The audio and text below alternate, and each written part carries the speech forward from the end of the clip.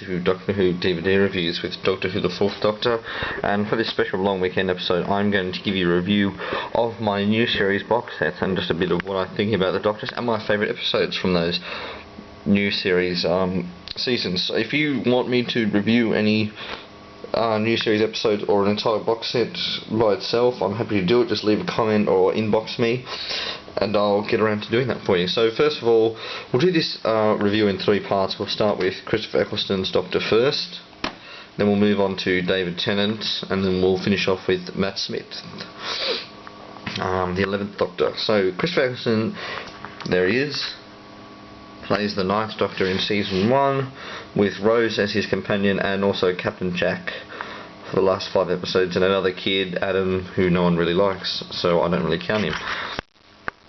So this season is not the first season of New Who I saw, because I have been watching classic Doctor Who. We did watch it when I was younger, and then they took it off ABC, and it was obviously because the new series was coming back in 2005. We didn't know that, and we didn't get to see it, so we missed Christopher Eccleston. But when we saw it, I found out Doctor Who had restarted in 2007, 2008 I think it was, maybe end of 2007. They were doing reruns of Season 2 with David Tennant, and the first episode I saw of the new series was New Earth.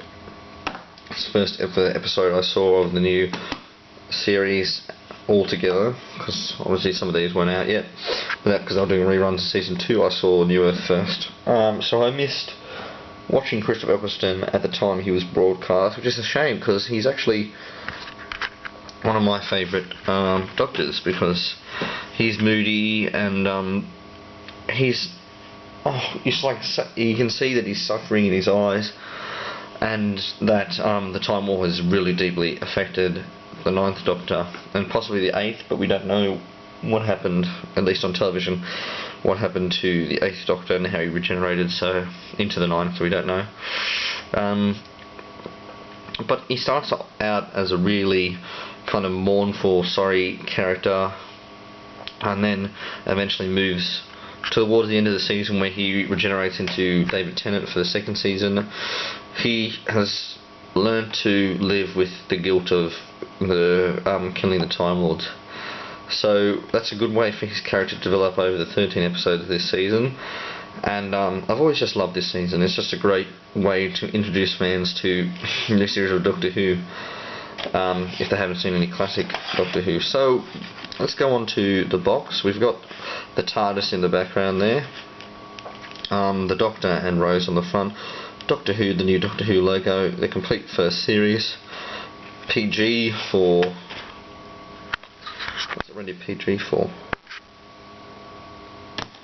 Mild violence, supernatural themes, some frightening scenes. And then we've got a complete first series down the side, and on the back we've got the episode listings for each of the episodes. Zoom in. So Disc 1's got Rose, the End of the World and the Unquiet Dead. Disc 2's got Aliens of London, World War 3 and Dalek. Disc 3's got The Long Game, Father's Day, The Empty Child and the Doctor Dentist. And Disc 4's got Boomtown, Bad Wolf, Parting of the Ways, which is the 13 episodes over 4 discs. All 45-minute episodes for this season. There's no special, so there's no like 60-minute special. All 45-minute episodes for Season 1. Disc 5 has the confidential cut downs from each of the episodes, and it's got nearly 5 hours of special features. It's got extra little like visual effects tidbits on the discs there. So you've got Doctor Who the first series down the side there. And this slides out. This is a plastic sleeve with Chris and Billy on the front that slides out to reveal the TARDIS box. So I'll stand that up over here. It fell, doesn't matter. So then this is the box itself, and it opens up to reveal, you get an episode guidebook. It says collector's edition, but I don't know why, because this is the only version you can get in Australia. I don't know, there might be a different version in the UK, but this is the only version we get here in Australia. So this collector's edition's got a foreword by Russell T Davies, who's the head writer and showrunner. Then you get a list of the different episodes, chapter points. You get a brief rundown on the episodes there, and the commentary by each of the people on here. And then the list of special features like this got an interview with Christopher Eccleston, Making Doctor Who, Walking the Dead, and some trailers and stuff. So you get all this down here, the same thing, with commentary, chapter points, and some special features. Then you get a bit of production, behind the scenes production shots and some comments from different magazines and newspapers about the new series. More chapter points and one special feature, which I don't know what that is about, but then you get all the commentaries again. Then you get the last few episodes with commentaries down there, some special features and the chapter points. And then we've got Doctor Who Confidential, narrated by Simon Pegg, who is the editor in episode 7. And then you get all the confidential episode list. So there's 13 for each of the episodes. And then it gives you a behind the scenes footage from Christmas Invasion, because this DVD would have been out before Christmas Invasion with David Tennant was broadcast. So there would have been a little bit of interesting information there. And then you get the list of episodes on the back as well, with the writers and directors there, and the directors and producers of Doctor Who Confidential there.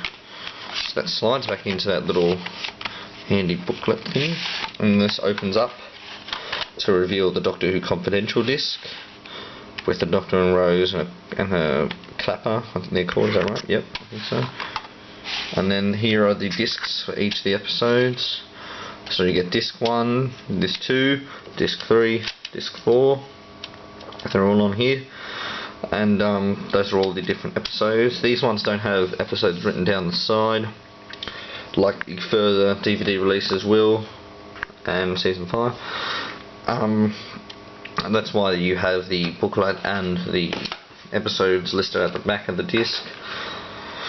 So that's the layout, and the discs make the look of the TARDIS, which is pretty cool. So we'll close that up, and it makes the TARDIS again.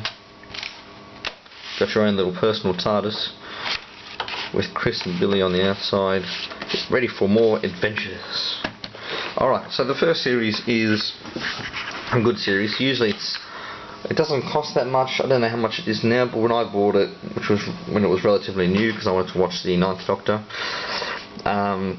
it was $100, so it was expensive, but it was well worth the money for me, because I just wanted to see Christopher Eccleston as the Doctor, and it's one of my favourite seasons still to this day, so it's definitely worth $100 for me. Alright, so I'll give you my favourite episodes here. Favourite episode from this season was the two-parter Empty Child and the Doctor Answers by Stephen Moffat. Now this story is fantastic because you get to see Stephen Moffat's first effort at writing Doctor Who, and quite frankly it was one of the best, just definitely one of the best episodes from the season, because of the scare factor for me when I was younger, and because the storytelling is of such a high caliber compared to some of the other episodes of the season. So that was one of my favourite, and the monsters, the gas mask zombie people, my mummy people were good, or the empty child, the kid, he was good menacing. I never thought I'd find a kid in a gas mask very menacing, but I did. And so the whole episode was just really good. I just found it really entertaining. As soon as I watched the first part, because I didn't have to wait a week, it was on the same disc obviously, I had to straight away watch the second part. I really wanted to know what happened within the story, so I just went and watched the second part straight away, and it definitely didn't detract. It's sort of like a mini movie. It's an hour and a half, so it's like a movie this episode, which is, you know, an hour and a half is about the rough movie time these days, and so it was pretty good. I rather enjoyed it, and it was just great to see them go back into history. I think this is the first time they've gone, is it? Let me think. No, not the first, no, the Unquiet Dead was, sorry. First time they went to World War II. World War II? Yeah, World War II I think. Yeah, World War II, 1940, yeah. Within the new series, obviously. I can't remember if they did in the old series, besides the war games. I don't think they did. But it was really nice and refreshing to see something like that in the new series. Also, I'll give you my worst episode. A lot of people have been saying Aliens in London World War 3 is the worst from this season, but I don't think so. I haven't watched them for a while, so I have to rewatch them. But the ones that always strike me as the worst are The Long Game and Boomtown for me, because I don't know, they just don't. They're not the worst episodes of the entire new series. Like all these here, they're not the worst, but they're not the best. Like they'd be down near the bottom. They're not as bad as some other things to come. They just didn't really grab my attention during the episode. That's about it. That's what a bad episode comes down to for me. If it doesn't grab my attention, or if it just doesn't really make me want to watch it, like sit through it. If I have to like turn it off and say, oh, I'll watch it tomorrow, you know what I mean? Like I'll just say, oh, it's not that good of an episode. But otherwise, the whole season 1 is just fantastic. Like you've got Rose, which is a great way to introduce people to the season, and then bang into the second episode.